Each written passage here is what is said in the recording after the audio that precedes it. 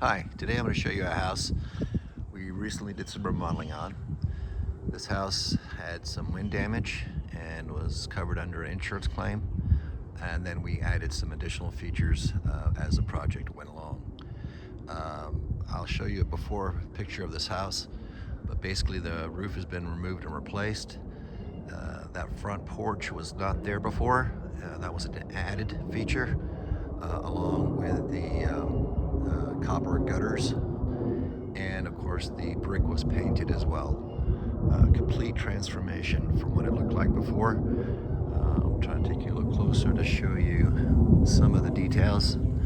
This is a charcoal colored roof with the Z-ridge, which gives it that detail around the roof line.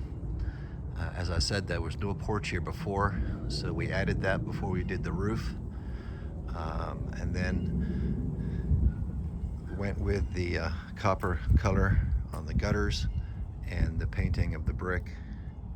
Basically a complete transformation of what it looked like before. Quite a nice addition of detail. Thanks for watching.